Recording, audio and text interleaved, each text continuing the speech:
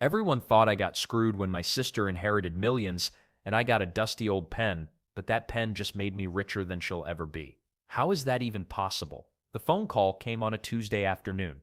Martha's father had passed away peacefully in his sleep, and the family would gather for the reading of his will on Friday. Simple enough, right? Well, 3 days later, Martha discovered her younger brother Jake inherited the entire family business, the house, and most of the savings. Her share, a vintage fountain pen, and $5,000.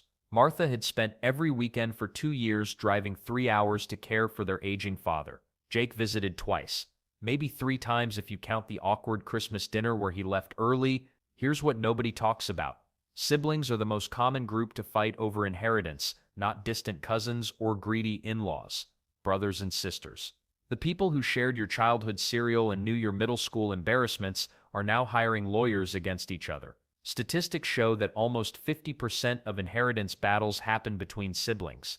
That's not some rare family drama you see on TV shows. It's happening in regular families, in quiet neighborhoods, behind closed doors, where neighbors still wave and smile. The real kicker, many families get completely blindsided when the will seems unfair to one sibling. Parents spend decades watching their kids grow up, promising everyone will be treated equally, then leave documents that suggest otherwise.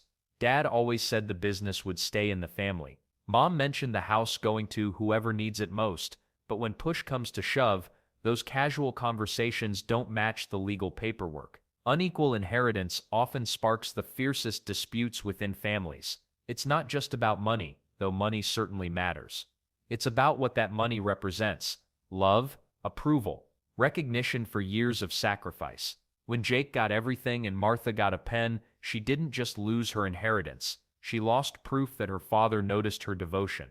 Then there's the timing issue. Sudden will changes can increase suspicion and hurt between relatives faster than you'd expect. Maybe Dad updated his will 6 months before he died, right after Jake started calling more often. Maybe Mom added new beneficiaries during her final hospital stay. These last-minute adjustments create questions that can't be answered once the parent is gone. The worst part, families rarely see it coming.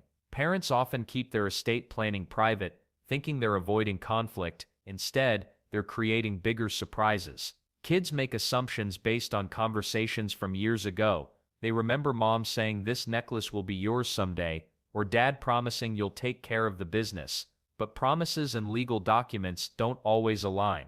Martha's fountain pen probably cost $30 when her father bought it in 1987. The emotional weight of receiving only that pen while watching Jake inherit everything else, priceless in the worst possible way. What makes parents decide to leave unequal shares in the first place? The answer might surprise you, and it's rarely about punishment or favoritism. When someone dies, most people expect the kids to split everything equally. 3 children, 3 equal shares. Simple math, right? Well, parents don't always see it that way. Here's what might surprise you. The percentage of unequal wills in America jumped from just 16% to nearly 35% in 15 years. That's more than double. Parents are increasingly choosing favorites with their money, and they're not shy about it. But why do they do this? The most common reason hits close to home. Parents often give more to the child who stuck around, the daughter who drove them to doctor appointments for 5 years, the son who moved back home to help with groceries and medications. While their siblings lived their lives across the country, one child became the unofficial caregiver. Makes sense, right? Except the other siblings rarely see it that way. Then there's the money trail parents keep in their heads. Maybe they paid for Jennifer's college but not Michael's. Perhaps they helped Sarah buy her first house while David figured it out alone. Parents sometimes use their will like a cosmic balance sheet, trying to even things out before they go. The problem? The kids don't always know about this invisible math. Let's not forget the child who's struggling financially. Parents watch their successful lawyer daughter buy a second home while their other son can barely pay rent. When will writing time comes, guess who gets the bigger slice? The parent thinks they're being fair. The successful daughter thinks she's being punished for doing well. And the weird part is, sometimes these unequal gifts aren't about money at all. They're about relationships, personalities, or ancient family dynamics that outsiders could never understand. Maybe one child reminds the parent of their deceased spouse. Maybe another child shares their passion for art or music. Parents are human beings with complicated feelings, not computer programs designed to distribute assets equally, but here's where things get really messy. Sometimes parents leave almost everything to one child and give another something tiny but meaningful. A pen, a watch, a photograph. The parent might think they're giving a precious memory, something priceless that represents their bond. The child receiving it, they often feel like they got a participation trophy while their sibling won the jackpot. The receiving child looks at that pen and thinks, "Really? 40 years as your daughter, and I get a pen?" Meanwhile, the parent thought they were giving something irreplaceable, something that captured their relationship better than any dollar amount ever could. Recent studies show that parents making these decisions often believe they're being more fair, not less. They're factoring in things their children never considered: previous gifts, future needs, past sacrifices, relationship quality. It all swirls together in their minds as they make these final choices. What happens next, though, is where things get truly explosive. Because when that will gets read and the favoritism becomes official, families don't just feel hurt, they feel betrayed, and betrayal has a way of turning family dinners into courtroom battles. When that shocking will gets read, the room doesn't just go quiet, it explodes. Not with yelling necessarily, but with the kind of silence that feels like a bomb went off. Brothers and sisters who shared childhood bedrooms suddenly can't look each other in the eye. The sister who got the house, she's defending herself before anyone even attacks. The brother who got almost nothing, he's already planning his next move. Most people think the anger will blow over in a few weeks. Wrong. These wounds can fester for decades.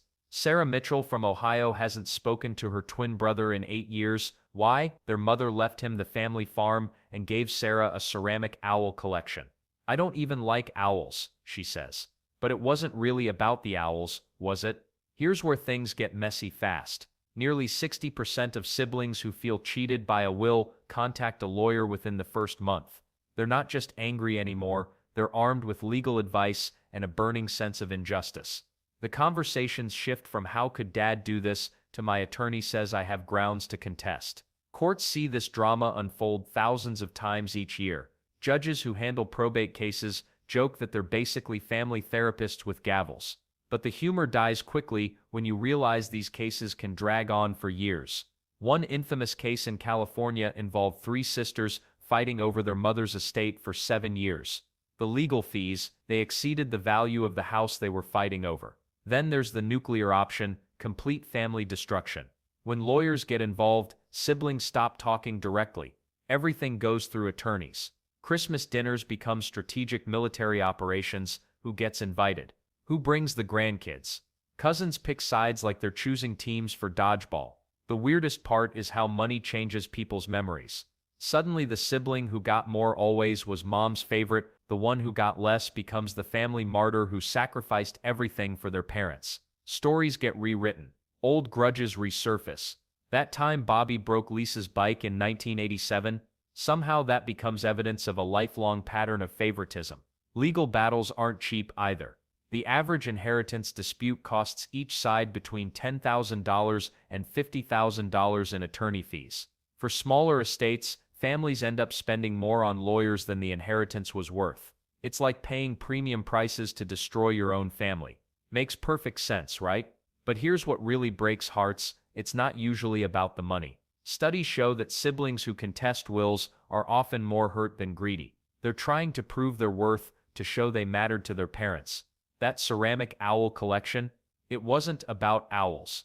It was about love, respect, and feeling valued. The saddest cases involve families who could have avoided everything with one honest conversation. Instead, they choose lawyers over lunch dates and courtrooms over Christmas morning.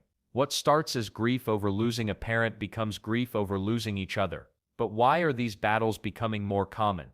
The numbers tell a disturbing story that might surprise you. When your family's will drama hits the legal system, you're not alone in this mess. Inheritance conflicts have literally doubled in some areas since 2020. That's right, doubled. The pandemic didn't just change how we worked and lived, it changed how families fell apart over money. More than 10,000 people in England and Wales dispute wills every single year, and those are just the ones who made it to court. Think about all the families fighting behind closed doors, throwing around accusations while lawyers get rich off their pain. Here's where things get really weird. Remember that pen we talked about earlier? the one that seemed like such a small, meaningless gift? Well, it turns out sentimental items can trigger the biggest explosions. A mother's wedding ring, dad's watch, grandma's china set, these things carry emotional weight that goes way beyond their dollar value. One family spent 3 years fighting over a wooden rocking chair worth maybe $50, the legal fees, over $15,000. But why does this happen? When someone feels emotionally rejected by an unequal inheritance, they'll grab onto anything that represents love or recognition. That pen isn't just a pen anymore, it becomes proof that mom still cared, even when everything else went to the golden child. The breakdown goes deeper than hurt feelings, though. Trust disappears completely. Siblings who used to call each other every week suddenly can't be in the same room. Family barbecues become war zones. Weddings turn into awkward nightmares where people choose sides like it's a divorce. Legal fights drag on for years, and the costs pile up fast. Attorney fees, court costs, expert witnesses to determine if grandpa was mentally sound when he changed his will for the third time. Families spend more money fighting than the inheritance was even worth. Makes sense, right? Then there's the emotional toll that nobody talks about. Kids grow up without knowing their aunts and uncles. Grandchildren lose relationships with relatives over fights they don't even understand. Holiday gatherings shrink down to just the winning side of the family. The worst part? These battles create permanent damage. Even when settlements finally happen, the relationships rarely heal. Brothers who once shared everything become strangers. Sisters who survived childhood together can't forgive what happened after mom died. And the really twisted thing is that parents usually never intended for this chaos. They thought they were being fair, or they thought their kids would understand their reasoning. They had no idea their final act would be tearing the family apart for decades. The court system tries to sort it all out, but judges can't fix broken hearts or rebuild trust. They can divide assets and determine legal ownership, but they can't make siblings love each other again. Legal professionals are seeing patterns they've never witnessed before. Families are more willing to fight longer and spend more money than previous generations. The gloves come off faster, and forgiveness seems harder to find, but there might be ways to prevent this destruction before it starts. Family meetings might sound boring, but they're like insurance policies for your relationships.